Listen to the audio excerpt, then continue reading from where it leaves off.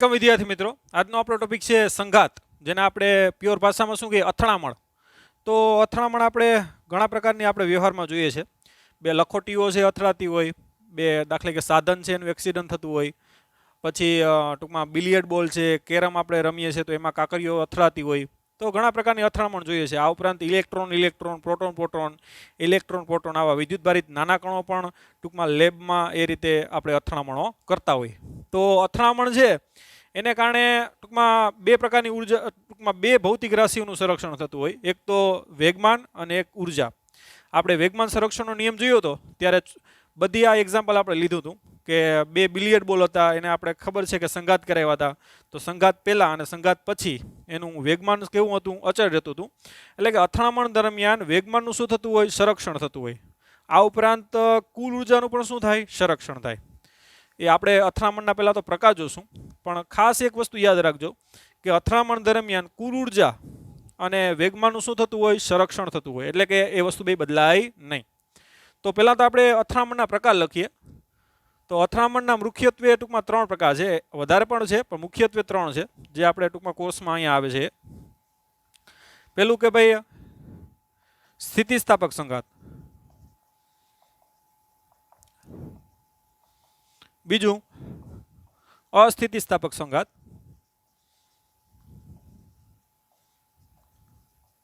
અને ત્રીજો ટાઈપ છે સંપૂર્ણ અસ્થિતિસ્થાપક સંઘાત. તો સ્થિતિસ્થાપક સંઘાત એટલે શું? તો સ્થિતિસ્થાપક સંઘાત એટલે ગતિ ઉર્જાનું એમાં શું થતું હોય? સંરક્ષણ થતું હોય.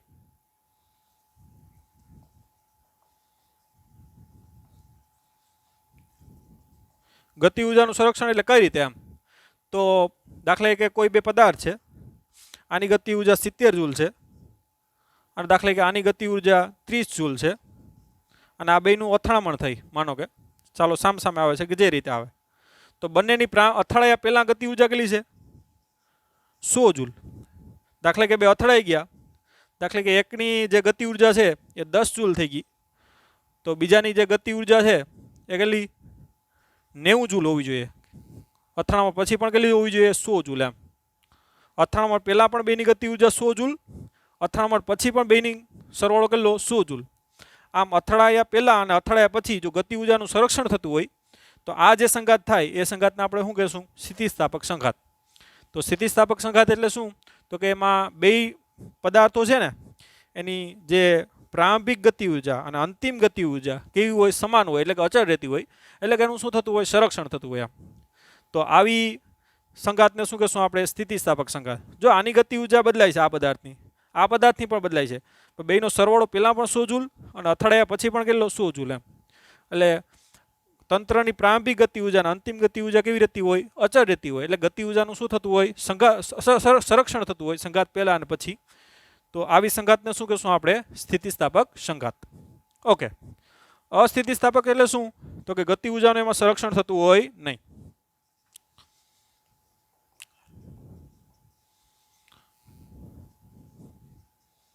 દાખલે કે કોઈ બે પદાર્થ છે, માનો કે આની ગતિ ઉર્જા 50 જૂલ છે અને આની ગતિ ઉર્જા દાખલે કે 20 જૂલ છે, તો પ્રારંભમાં ગતિ ઉર્જા કેટલી છે? 70 જૂલ.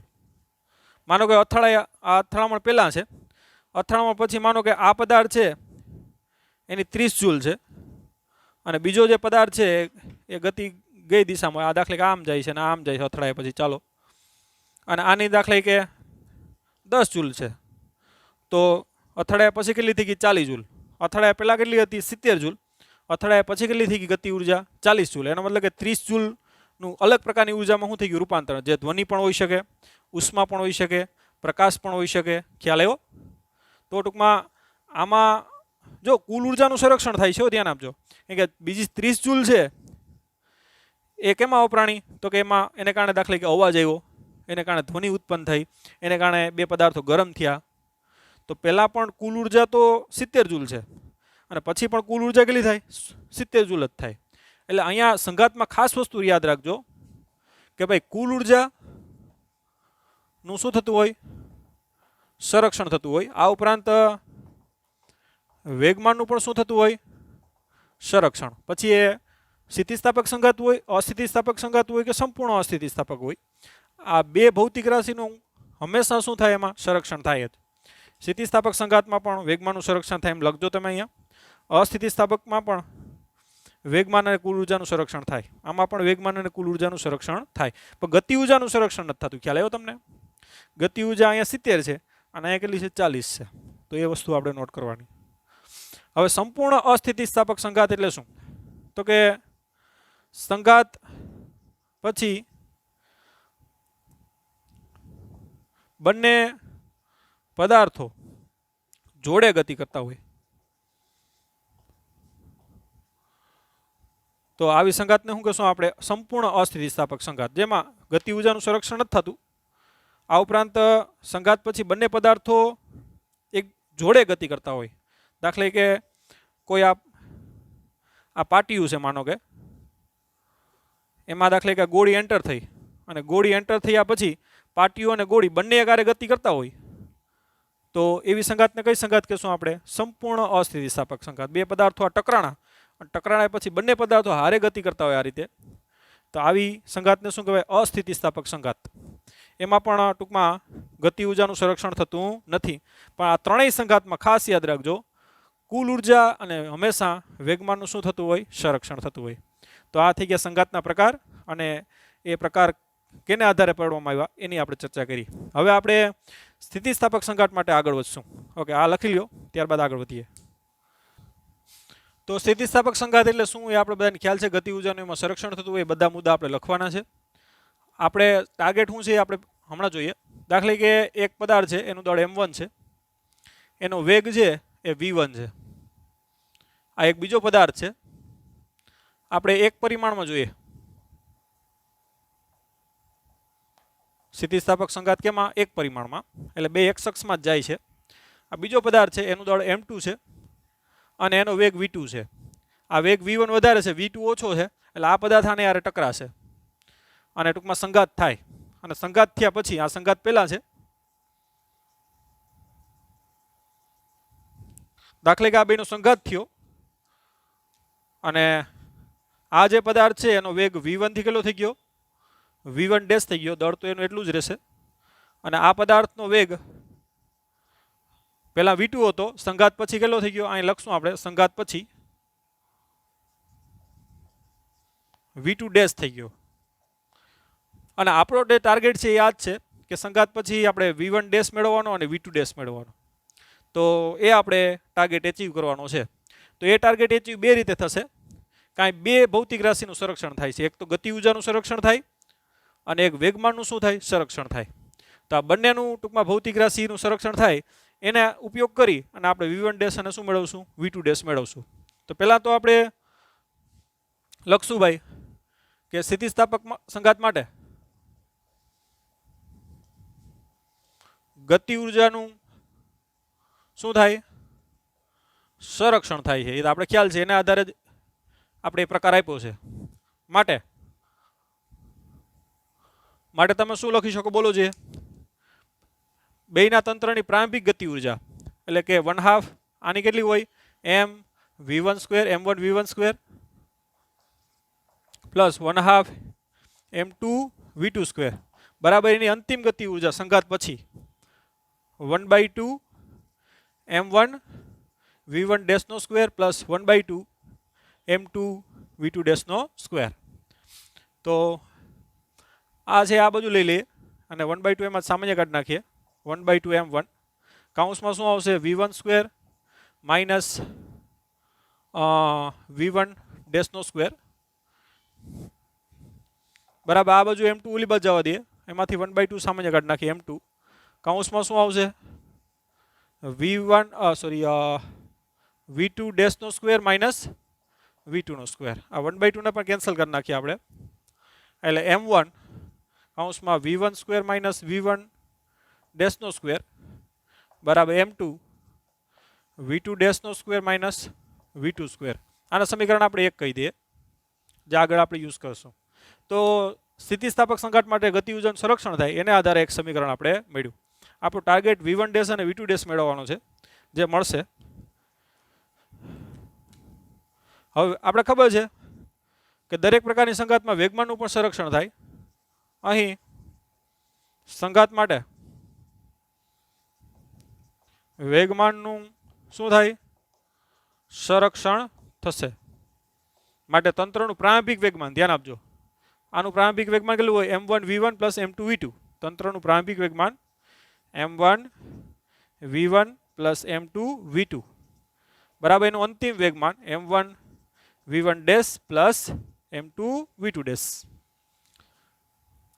વેગમાનનું સંરક્ષણ થાય આપણે ખ્યાલ છે સંઘાતમાં. ઇવન આપણે ચેપ્ટર નંબર 5 માં એ સાબિત પણ કર્યું હતું કે સંઘાત પહેલા સંઘાત પછી તંત્રનું વેગમાન કેવું રહે? અચળ.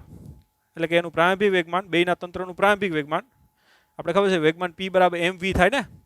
એટલે આનું m1 v1 પ્લસ આનું m2 v2 બરાબર એનું અંતિમ વેગમાન m1 v1 dash plus m2 v2 dash. આને m1 ને આ બાજુ આવવા દો, સામાન્ય કાઢ લખો m1 કૌંસમાં શું આવશે? v1 minus v1 dash. m2 નું ઓલી બાજુ જવા દો, સામાન્ય કાઢ નાખો એટલે v2 ડેશ માઇનસ શું આવશે? v2. આ સમીકરણ 2 થઈ ગયું. હવે આપણે શું કરશું કે સમીકરણ 1 અને 2 ને શું કરશું? ડિવાઈડ કરશું. તો સમીકરણ 1 ભાગ્યા 2 કરતા તો આ 1 ભાગ્યા 2 કરો તો m1 m1 ઉડી જાય. ધ્યાન આપજો. અને આ ખાસ ધ્યાન આપજો. આ શું છે? a square minus B square બરાબર શું લખાય? a માઇનસ બી અને a વત્તા બી લખાય. એમ કે જો v1 નો સ્ક્વેર માઇનસ v1 ડેશ નો સ્ક્વેર બરાબર તમે a સ્ક્વેર માઇનસ બી સ્ક્વેરનું સૂત્ર લખો તો અહીં ડાયરેક્ટ હું લખું છું m1 કૌંસમાં એક કૌંસમાં v1 માઇનસ v1 ડેશ અને બીજા કૌંસમાં શું આવે? v1 પ્લસ v1 ડેશ ના છેદમાં આ લખો. આ બેનો ભાગાકાર લેવાનો છે. m1 કૌંસમાં શું આવશે? v1 માઇનસ v1 ડેશ બરાબર ટૂંકમાં m2. ધ્યાન આપજો. અને આનું સૂત્ર પણ લખી નાખો. એનું સૂત્ર શું થાય? v2 ડેશ માઇનસ v2 અને બીજા કૌંસમાં શું આવશે? v2 plus v2 dash plus v2 ના છેદમાં શું આવશે? v2 dash minus v2. આગળ શું આવશે? m2. ખ્યાલ આવ્યો? તો m1 m1 કેન્સલ થાય, આ કેન્સલ થાય, m2 m2 કેન્સલ થાય, આ પણ કેન્સલ થાય. એટલે જે આવશે એ શું આવશે બોલો? જે તો કે v1 minus v1 sorry v1 plus v1 dash is equal to શું આવશે? v2 plus v2 dash. આ જે સમીકરણ છે એનો આપણે હવે યુઝ કરવાનો છે. તો એમાં હવે આપણે ચાલો કે હવે v1 ડેશ મેળવવો છે તો v2 ડેશની આમાં કિંમત મેળવી લઈએ. પહેલાં તો આના ઉપરથી v2 ડેશની કિંમત શું થાય જોજો. ધ્યાન આપજો. આપણે v2 ડેશને કરતા કરીએ બરાબર શું લખાય? ધ્યાન આપજો. આ બાદ જાય તો v1 plus v1 dash minus શું થાય? v2. હવે આ જે v2 ડેશની કિંમત મળી ને એ સમીકરણ આપણે આ 2 માં મૂકશું v2 ડેશની કિંમત એટલે v1 ડેશ તમને મળશે. ખ્યાલ આવ્યો? સમીકરણ 2 માં ટૂંકમાં કોની કિંમત મૂકશું? v2 ડેશની કિંમત મૂકી દઈએ અહીંયા. તો તમને v1 ડેશને તમે કરતા કરશો તો v1 ડેશ એ રીતે તમને આરામથી મળશે.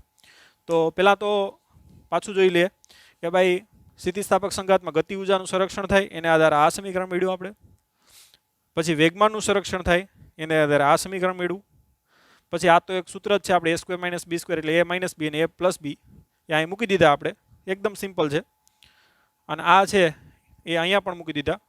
પછી આ ભાગાકાર કરવાનો એટલે આની નીચે આ આવે અને આની નીચે છે એ આ આવશે. અને જે ઉડે ઉડાડ નાખો તો આ સમીકરણ આવ્યું. એના ઉપરથી શું કર્યું? v2 ડેશને આપણે મેળવા અને આ v2 ડેશની કિંમત છે સમીકરણ 2 માં મૂકવાના છે. તો હવે આપણી પાસે સ્પેસ નથી એટલે તમે અહીંયા સુધી કમ્પ્લીટલી લખી નાખો. પછી આપણે ટૂંકમાં v2 ડેશની કિંમત સમીકરણ 2 માં મૂકીએ. તો અહીંયા 2 જ સમીકરણ રાખ્યા છે આપણે. અને પહેલાં m1 ના અંદર ગુણ નાખીએ એટલે m1 v1 minus m1 v1 dash is equal to m2 v2 v2 dash minus m2 v2. એટલે આને પહેલાં એમને જ લખી નાખીએ આપણે m1 v1 minus m1 v1 dash બરાબર m2. હવે v2 ડેશની કિંમત આપણે છે એ મૂકી દઈએ. પહેલાં કેટલી છે? v1 plus v1 dash minus v2 minus શું આવશે m2 v2 અંદર ગુણ નાખીએ આપણે આને પહેલાં એમને લખો m1 v1 minus m1 v1 dash બરાબર m2 v1 minus plus m2 v1 dash minus શું આવશે m2 v2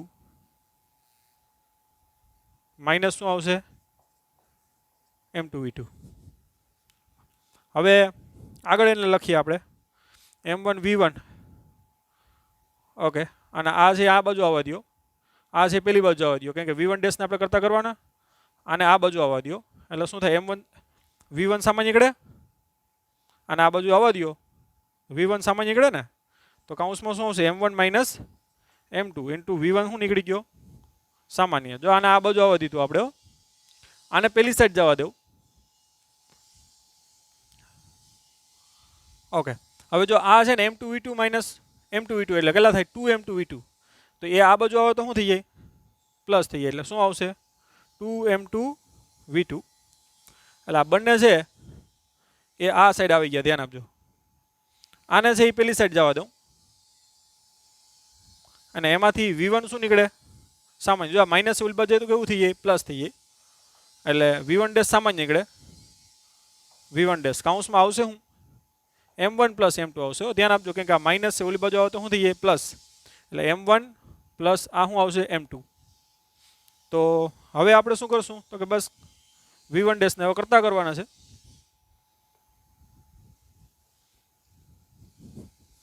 માટે v1 ડેશ આ નીચે જશે આ બાજુ આના છેદમાં બેના છેદમાં જશે એટલે શું આવશે m1 માઇનસ m2 ના છેદમાં m1 પ્લસ m2 ઇન્ટુ શું આવશે આ v1 પ્લસના પ્લસ 2m2 ના છેદમાં શું આવશે m1 plus m2 into v2 તો આ રીતે સંઘાત પછી તમે પદાર્થ એકનો શું મેળવી શકો વેગ મેળવી શકો હવે v2 ડેશ મેળવવો હોય ધ્યાન આપજો તો ઓલું સમીકરણ જે આપણે હતું અહીંયા એનામાંથી આપણે કોને કરતા કરવાનું છે v1 ડેશની કિંમત મૂકવાની એટલે તમને શું મળશે v2 ડેશ મળશે જે ટૂંકમાં તમારી રીતે જ કરવાનું છે અને એને યાદ રાખવા માટે હું તમને ટ્રીક આપી દઉં કે v2 ડેશનું સૂત્ર કઈ રીતે યાદ રાખવાનું તો v2 ડેશ માટે ખાસ જો હવે આ સૂત્રમાં કઈ રીતે યાદ રાખવું એના ઉપરથી એ સૂત્ર યાદ રાખાશે v1 ડેશ હોય ને ત્યારે ટૂંકમાં m1 માઇનસ m2 આવશે અને જો અહીંયા m1 હોય ને ત્યારે અહીં v1 આવે ધ્યાન આપજો નીચે તો m1 પ્લસ m2 જ આવે અને આ m2 હોય ત્યારે અહીંયા શું આવે v2 આવે હવે એના ઉપરથી v1 ડેશનું સૂત્ર લખો એટલે તમે ડાયરેક્ટ ડિફરન્સ તમે મેળવી શકો જો v2 ડેશનું સૂત્ર લખું તો આ રીતે આવશે m2 માઇનસ m1 આવશે શું આવશે m2 માઇનસ m1 ના છેદમાં m1 પ્લસ m2 હવે આપણે અહીંયા m2 લખ્યું ને એટલે અહીં v2 આવશે જો m1 લખું તો અહીંયા v1 આવે m2 માઇનસ m1 લખું તો શું આવશે v2 આવશે પ્લસ અહીંયા 2m2 છે એની જગ્યાએ શું આવશે 2m1 આવશે છેદમાં તો m1 પ્લસ m2 જ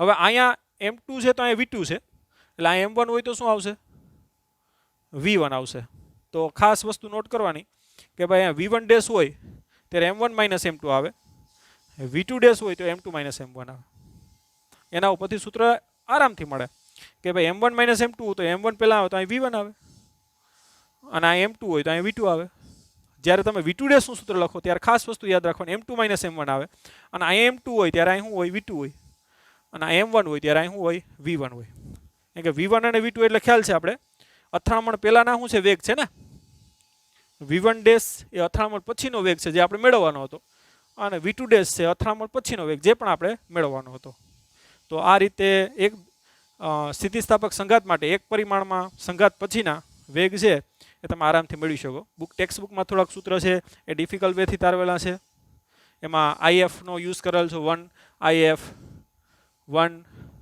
I2F આ રીતે તો આ જે સિમ્બોલ છે એ ટૂંકમાં એમાં તમે કન્ફ્યુઝ થશો અને એમાં અધૂરા સૂત્ર લખેલા છે તો એ પ્રોપર વેથી ટૂંકમાં બુકમાં આપેલું છે નહીં તો આપણે ક્લાસ વર્ક અને હોમવર્ક મેં જે તમને કરાવેલું છે એ રીતે કરવાનું છે તો જ તમે પ્રોપરલી દાખલામાં અને MCQ અલગ અલગ આવશે એમાં તમે યુઝ કરી શકશો બાકી બુકમાં છે એ અધૂરું અને ટૂંકમાં અનઇવન વેથી તમને આખું ડિસ્ક્રિપ્શન આપેલું છે તો હોમવર્ક અને ખાસ કરીને બુકમાંથી કરવાનું નથી.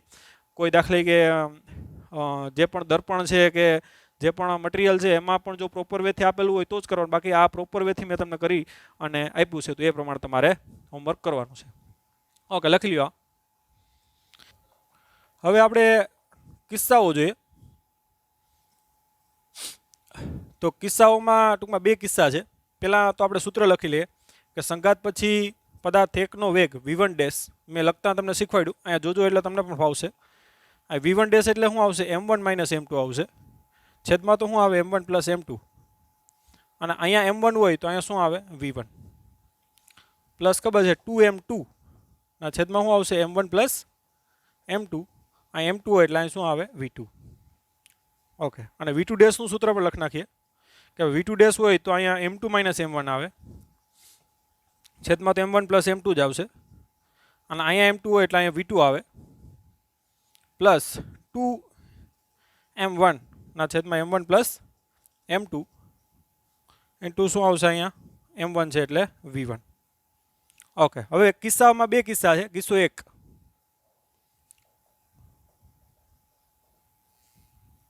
કે ભાઈ m1 બરાબર m2 હોય એમ, એટલે બંને પદાર્થના દળ કેવો હોય? સેમ હોય એમ. સંઘાત થાય એના બે પદાર્થના દળ કેવો હોય? સેમ. તો ટૂંકમાં v1 ડેશ કેટલો થાય એમ? તો v1 ડેશ કેટલો થશે? m1 બરાબર m2 હોય એટલે આ તો ઉડી જાય. અને અહીંયા શું થાય? 2m2 ના છેદમાં m1 પ્લસ m2 એટલે m1 બરાબર m2 છે એટલે m2 પ્લસ m2 એટલે કેટલું થાય? 2m2, પણ નીચે પણ 2m2 થઈ જાય ઇન્ટુ શું આવે? v2 એટલે 2m2 કેન્સલ થાય. ધ્યાન આપજો, અહીં m1 બરાબર m2 એટલે આ તો 0 થઈ જાય.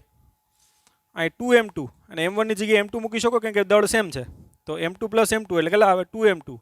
તો 2m2 કેન્સલ થાય એટલે કે v1 ડેશ બરાબર શું થાય? v2 એમ. આમાં કિંમત મૂકી દો તો શું થાય? v2 dash. તો m1 બરાબર m2 મૂકો તો આ 0 થઈ જાય અને આ કેટલું આવે? v1.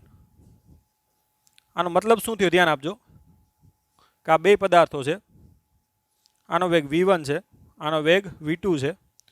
તો આનો વેગ v1 ડેશ કેટલો થઈ જાય? v1 ડેશ કેટલો થઈ જાય? v2 થઈ જાય. અને આનો વેગ v2 છે એ v2 ડેશ કેટલો થઈ જાય? v1. એટલે બે એકબીજાના વેગ ટ્રાન્સફર થઈ જાય. જો આનો વેગ આને ટ્રાન્સફર થઈ જાય, આનો વેગ આને. બરાબર. ટૂંકમાં સ્થિતિસ્થાપક સંઘાત હોય અને બેના દળ સેમ હોય તો એકનો વેગ બીજાને મળે, બીજાનો વેગ પહેલાને મળે. દાખલા કે માનો કે આ પેન છે, આનો વેગ 10 છે અને આનો વેગ 20 છે. સોરી, આનો વેગ 20 છે, આનો 10 છે. તો આનો 20 થઈ જાય ને આનો કેટલો થઈ જાય? 10 થઈ જાય. ખ્યાલ આવ્યો? એકબીજાનો એક વેગ શું થઈ જાય? ટ્રાન્સફર થઈ જાય. ક્યારે? જો કે જ્યારે બે દળ સેમ હોય તો. આ કિસ્સો યાદ રાખી અને તમે ટૂંકમાં MCQ જે આવી પૂછાતી હોય એના લેવલની તો એ ફટાફટ તમે કરી શકો. બરાબર. એમાં ટાઈમ કન્ઝ્યુમિંગ તમારે થાય ને, એટલા માટે જ કિસ્સા હોય. કિસ્સા આપવાનું કારણ એ છે કે એક પ્રકારનો એક કોન્સેપ્ટ છે આમ, અને કોન્સેપ્ટ યાદ રાખવાથી શું થાય તો કે જે તે MCQ ફટાફટ થાય. બાકી તમે સૂત્ર યાદ કરો, એમાં કિંમત મૂકો, ત્યાં ટાઈમ કન્ઝ્યુમિંગ થઈ જાય. તો JEE નીટ લેવલની એક્ઝામમાં આ જ વસ્તુ હોય ને આવા કિસ્સાઓ છે એ જ એક પ્રકારનો કોન્સેપ્ટ છે. અને કોન્સેપ્ટ યાદ રાખવાથી એ બધી વસ્તુ ફટાફટ થાય. તો આ બધી વસ્તુ નોટ કરવાની થાય જે તે તમે બુક કોન્સેપ્ટની બનાવતા હોય એમાં. ઓકે, કિસ્સો નંબર 2 જોઈએ આપણે. આ લખી લાગજો કે ભાઈ m2 is greater than m1 હોય. કે ભાઈ દાખલા કે હું તમને કહું કે m1 દળનો પદાર્થ છે અને m2 દળનો પદાર્થ ખૂબ જ મોટો છે. એમ એક મોટા પથ્થરમાં કાંકરી મારો એના જેવું એમ. તો મોટો પથ્થર છે એમાં આ કાંકરી તમે મારો તો મોટા પથ્થરના વેગમાં કંઈ ફેરફાર થવાનો છે નહીં. અને વેગ જે મળે છે એ કાંકરીને પાછું હોતું નહીં મળે જો સ્થિતિસ્થાપક હોય તો. ટૂંકમાં દિવાલમાં તમે બોલ મારો એના જેવું છે. દિવાલ છે એક મોટું દળ છે ને, m2 is greater than m1, તો બોલને જ પાછો વેગ હતો એ નહીં મળે એમ. ટૂંકમાં v1 ડેશ બરાબર v1 થાય. ખ્યાલ આવ્યો? તો એ આગળ સૂત્રમાં પણ મળશે. તમે આમાં એમાં કિંમત મૂકો તો m2 છે એ m1 કરતાં ખૂબ જ મોટું હોય તો m1 ને શું લખી શકાય? એપ્રોક્સિમેટલી 0 લખી શકાય. બરાબર. તો m1 ને તમે એપ્રોક્સિમેટલી 0 લ્યો, બરાબર, તો શું આવશે? આ વસ્તુ V1 ડેશ M2 ખૂબ જ મોટું હોય તો આ તો અનંત થઈ જાય, બરાબર. આ 0 મૂકો એટલે સોરી માઇનસ થાય, એટલે જે પણ મળશે એ V1 ડેશ કેટલું મળશે તો કે આમાં કિંમત મૂકી દઈએ. M2 ખૂબ જ મોટું M1 કરતાં, તો M1 ને એની સાપેક્ષમાં શું લખી શકાય? 0 લખી શકાય. એટલે V2 ડેશ તમે સૂત્ર મેળવો તો M1 ને તમે 0 મૂકો તો શું આવશે? M2 ના છેદમાં શું આવશે તો કે M2 ઇન્ટુ V2, કેમ કે M1 ને 0 મૂકી દીધું, M2 ખૂબ જ મોટું હોવાથી, પ્લસ 2M1 ના છેદમાં M2 ખૂબ જ મોટું છે, ધ્યાન આપજો, એટલે છેદ બહુ વધારે છે, અંશ ખૂબ જ નાનો છે, એટલે આ પદ એપ્રોક્સિમેટલી કેવું થઈ જાય? 0 થઈ જાય. શા માટે? કેમ કે M2 છેદ કેવો છે? એકદમ વધારે છે, એટલે આ પદ એપ્રોક્સિમેટલી કેવું થઈ જાય? 0 જ થઈ જાય. એટલે M2 કેન્સલ, એટલે V2 ડેશ બરાબર